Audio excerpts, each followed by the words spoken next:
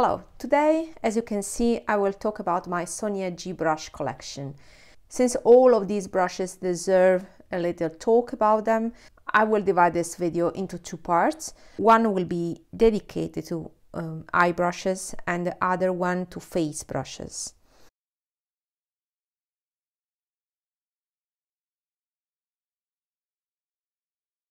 Most of Sonia brushes are permanent, and I really like that because that allows me to save money and dedicate a budget for this kind of purchases that are not, primary purchases. As you can see, I only have a selection of brushes by Sonia, and this is because when Sonia G came into, the picture, came out with her brand, I already had an extensive Fude collection.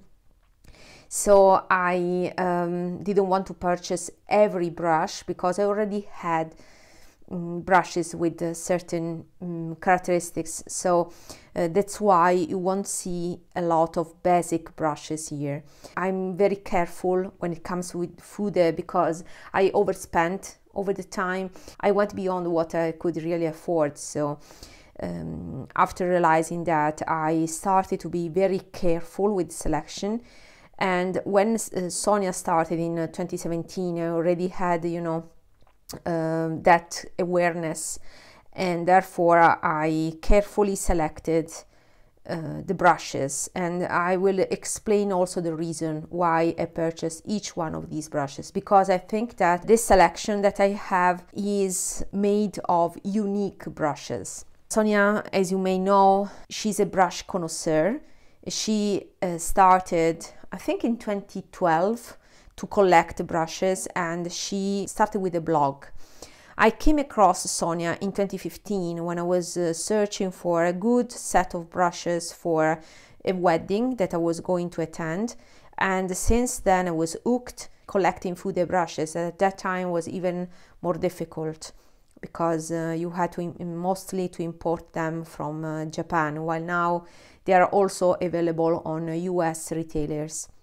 It's a niche market anyway, but the reason I started to go into Fude was because actually, even if in the Western market, if you start buying natural air brushes, you have low quality brushes and you pay for them a lot. And I found that with Fude, so with the Japanese brushes, the quality is another level for prices that are more or less aligned with the prices of Western brands. I'm talking about high-end, of course, so Chanel, for example. So when Sonia started, she released the core collection, and this is one of the brushes from the core collection. These were characterized to have a thick handle that in the future it would have become something like this with a tapering. That is what I prefer. But in the beginning, the brushes were like this. Also, the logo has changed over time. You can see that. For the bigger face brushes, she had this thick handle. So she had her logo at the bottom and a plain writing Sonia G. Afterward, she introduced the tapered brushes. So of course, she couldn't print anything here because it was too small. So she switched up the writing and she included the logo into the Sonia G. And with Sonia, you always get the name of the brush on the back. It is printed. It's very convenient, so you can recognize which brush you have, which brush you are using. So I just wanted to show the first collection. This face brush, Face One, was actually introduced later on. So a little bit of history here, because I've been following and purchasing Sonia since the beginning.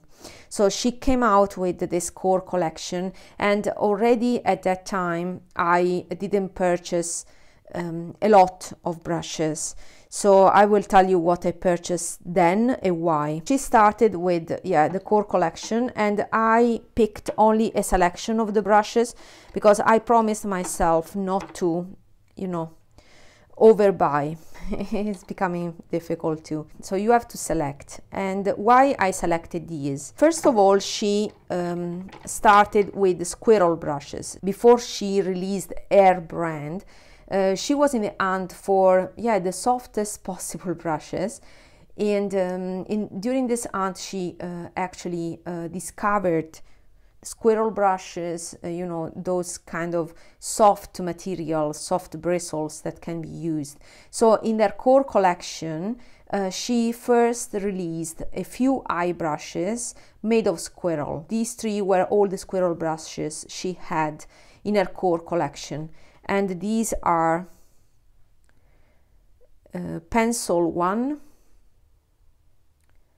and then Smudger One, and Crease One. This Crease One is really one of a kind because it is a candle shape but denser than other brushes, for example the Surat ones that have a candle shapes but they are you know, more flimsy. But this was an amazing brush. This was my first purchase from Sonia because it was very unique. And what I really liked was that in her core collection, so the first release, her first collection, she released shapes that were at the time and still are uncommon, very difficult to dupe because as I said, the candle shape was present before, but for example it was more you know, floppier, and this allows to work with different types of formulas.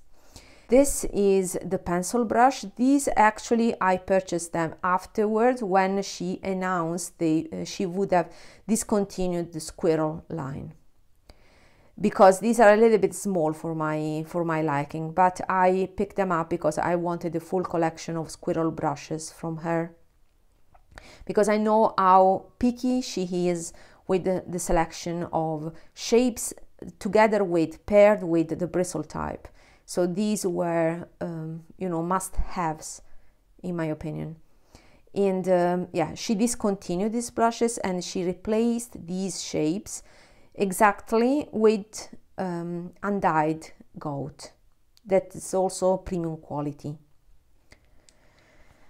Then the other two brushes from the first collection that I picked were these two, because these were quite unique in my opinion.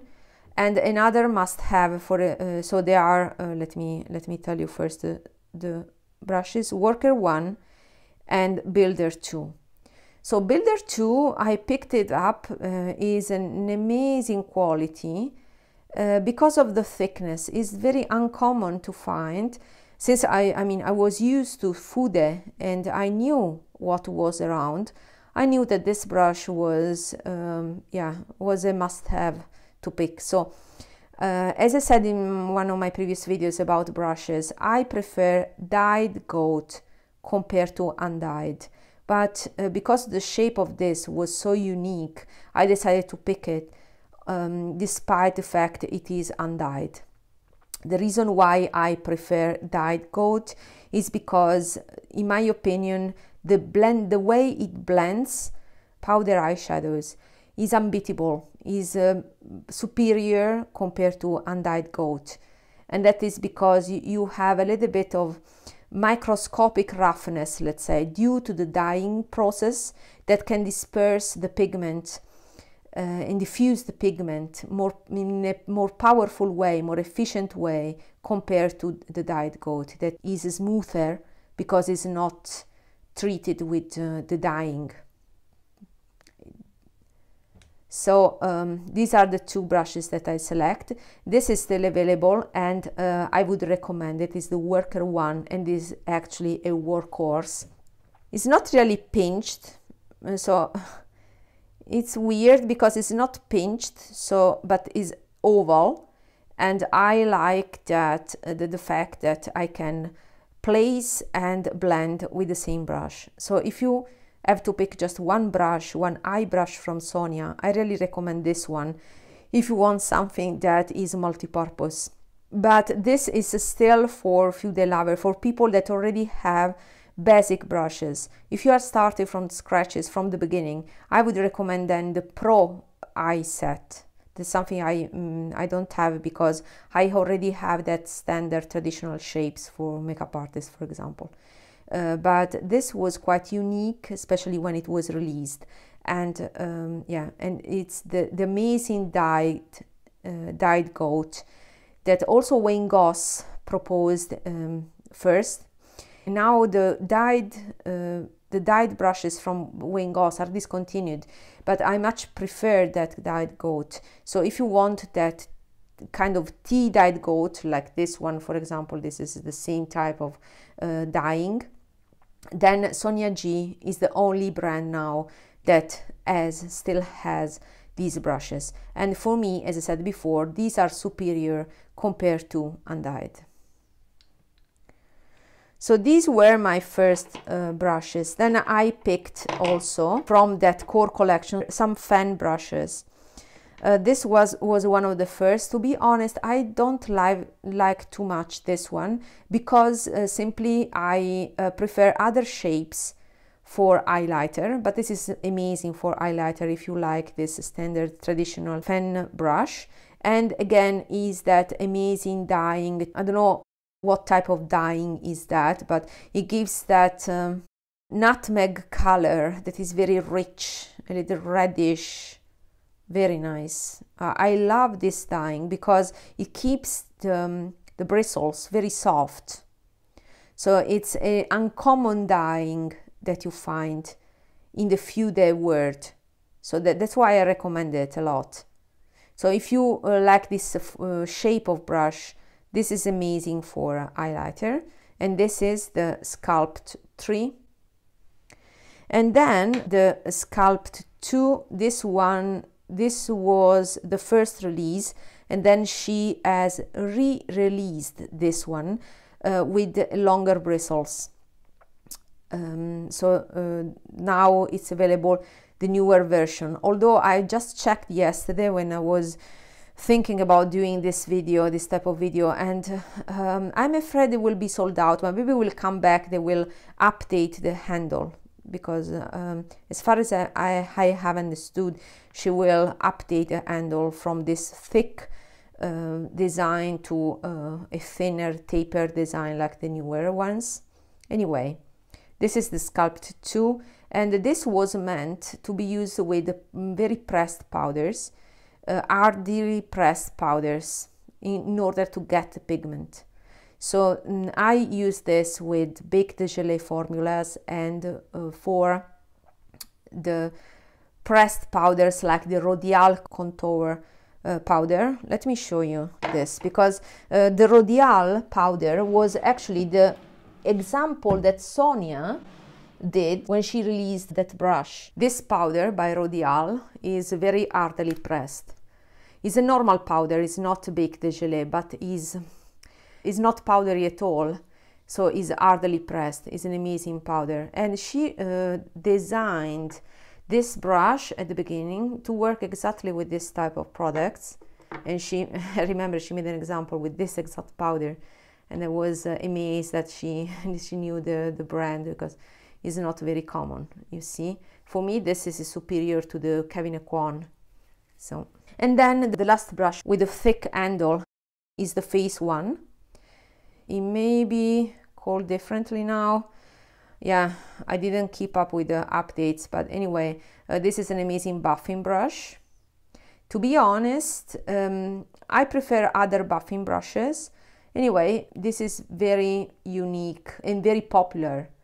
So yeah, it disperses the pigment in a uniform way. So is a brush I would recommend.